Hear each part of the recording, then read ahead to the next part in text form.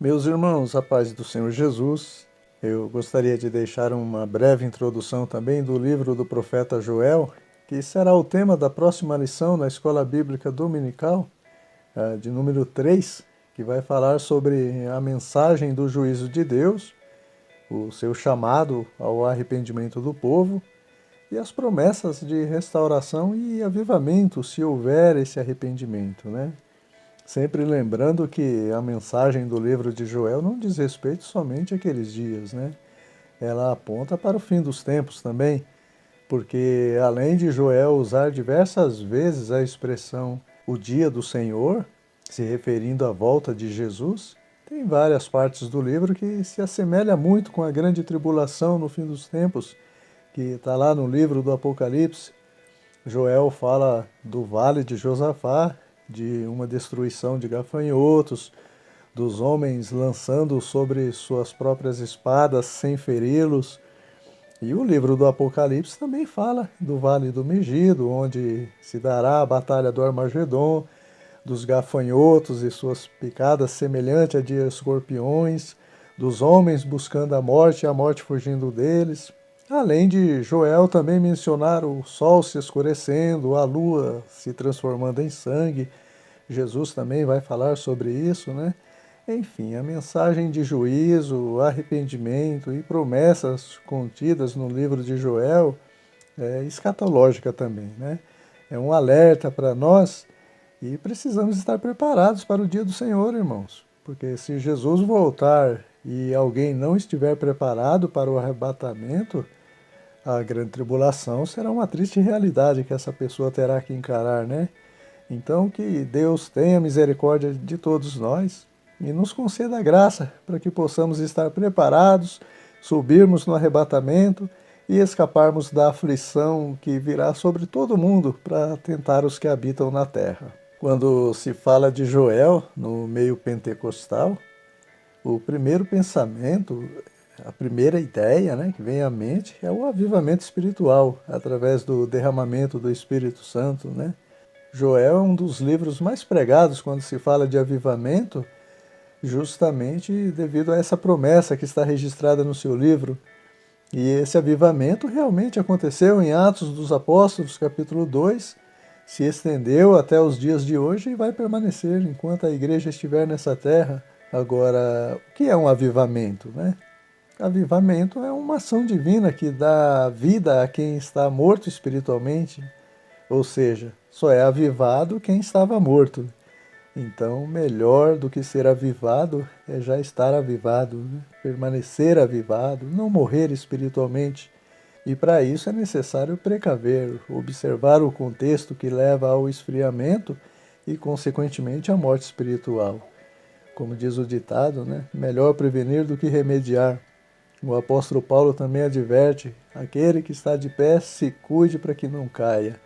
Isso fala de prevenção, porque o tombo na vida espiritual é diferente do tombo literal, né? Que acontece de repente. Na vida espiritual acontece aos poucos, a pessoa vai manquejando, cambaleando primeiro, né? Por isso que o escritor aos Hebreus nos adverte a fazer veredas direitas para os nossos pés, para que aquele que manqueja não se desvie, não caia totalmente, né? Antes da água fervendo esfriar, ela primeiro passa pelo estado de mornidão, né? Também ninguém vai dormir avivado e acorda desviado. Esses processos acontecem aos poucos. Temos o exemplo do apóstolo Pedro. Depois de uma ceia maravilhosa, ninguém menos que o próprio Senhor Jesus ministrando, o Pedro saiu do culto soltando fogo pela boca. Ainda que todos se escandalizem de ti, ainda que seja necessário morrer, eu não me escandalizarei de ti. Que fervor, né, irmãos? Só que lá na frente você vai ver Pedro negando Jesus 3 vezes. O que será que aconteceu nesse intervalo? Está lá em Mateus, capítulo 26, versículos 38 ao 45. Quando Jesus foi orar, ele mandou que Pedro ficasse vigiando, né? Tinha ali com ele também o Tiago e João, mas eles ficaram dormindo tranquilamente e isso aconteceu por 3 vezes. Jesus chegou a repreender eles: vocês não podem velar comigo nem uma hora? Vigiai e orai para que vocês não entrem, não caiam em tentação. E não deu outra, né? Pedro caiu, negou Jesus 3 vezes. O que acontece, irmãos? Às vezes você vai num culto de ceia e a presença de Jesus é tão real que você volta para casa regozijando, coração ardendo, parece que vai ser arrebatado, né? Assim, só que o diabo não tem pressa para derrubar um crente, né? E ele não é bobo, pelo contrário, né? Ele é astuto. Então ele vai esperar o fogo do crente abaixar para dar o bote. A ceia foi no sábado à noite, no domingo pela manhã o crente já não vai para a IBD, começa por aí. No culto à noite também não, afinal ele já foi ontem na ceia. Na terça, o culto de ensinamento, né, ele nem aparece. Círculo de oração nem pensar, é só para as irmãs. Quando pensa que não, apagou o fogo. Então o diabo vem e passa a rasteira no crente. E em todas as áreas da vida é assim, né? Há sempre um desgaste lento que, se não for tratado no início, chega num ponto que o estrago final será grande, né? Tem muita gente que morre porque não faz um exame preventivo para tratar uma doença que dava para curar no início. No casamento também acontece isso. Outro dia uma pessoa me disse: "Ah, irmão, eu me divorciei porque o meu casamento estava insuportável." Eu disse: "Entendi, mas ele já estava insuportável desde a lua de mel?" "Ah, não, os primeiros anos foi uma maravilha, só love. Havia compreensão, respeito um com o outro, um querendo agradar o outro. De uns tempos para cá é que foi ficando insuportável." Percebe, irmãos? O que acontece nesse caso? Às vezes surge um probleminha aqui, outro ali, a pessoa acha que não é nada, deixa passar e a relação vai se desgastando aos poucos, né? Salomão disse no livro de Cantares que são as raposinhas que fazem mal à vinha, sem que o vinhateiro perceba. Irmãos, problemas devem ser tratados no início, né? Dialogando, orando, buscando em Deus a solução, senão vira uma bola de neve, né? E na vida espiritual não é diferente, foi isso que aconteceu com Pedro. Irmãos, antigamente, quando estava muito frio à noite, a gente costumava fazer uma fogueirinha para aquecer, e quando o fogo ia se apagando, a gente jogava mais lenha e soprava para ele continuar alto. Os irmãos já fizeram isso também? Na vida espiritual é exatamente dessa forma.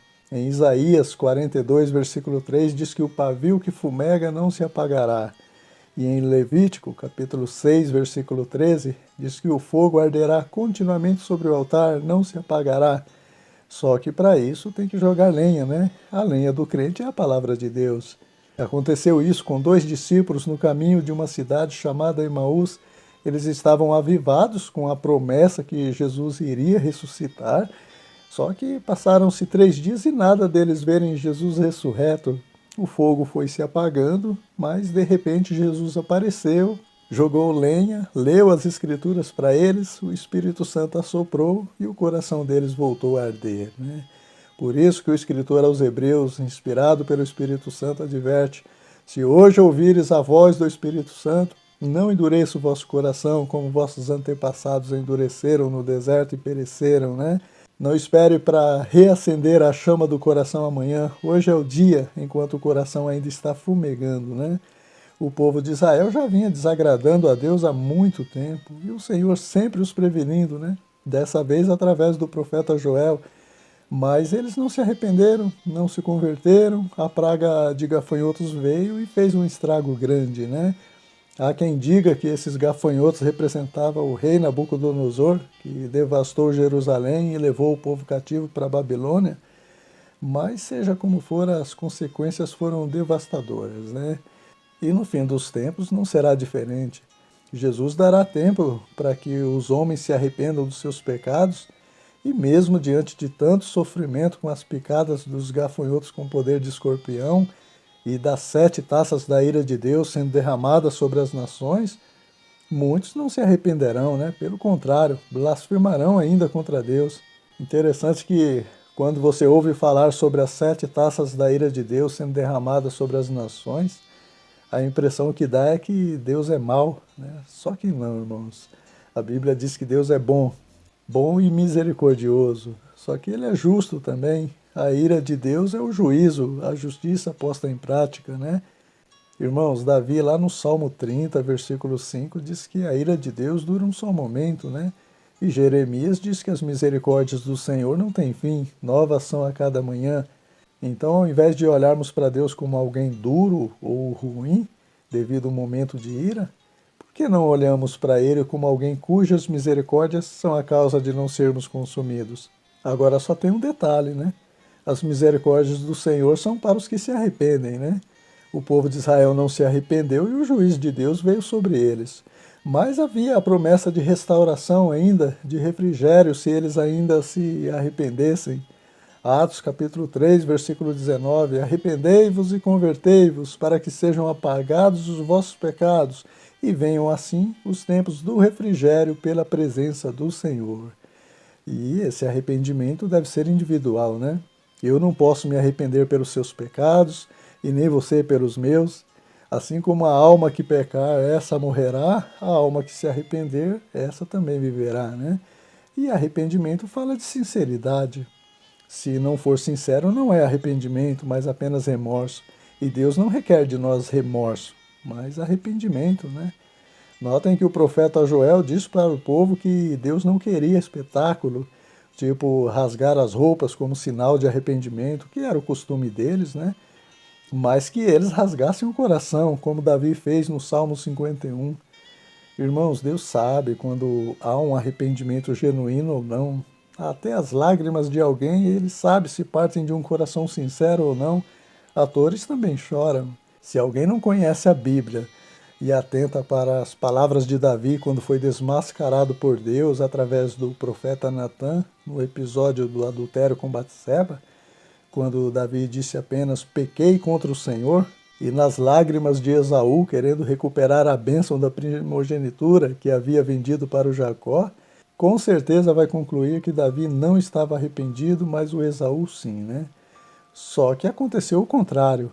Deus perdoou Davi e não perdoou Esaú, porque o Senhor não achou lugar de arrependimento no coração de Esaú, ainda que com lágrimas ele buscou reaver a bênção, enquanto que Davi aparentemente não derramou uma lágrima sequer diante do profeta Natã, mas o seu coração chorava arrependido diante de um Deus que conhecia cada palavra do Salmo 51, antes mesmo que ele fosse escrito, né?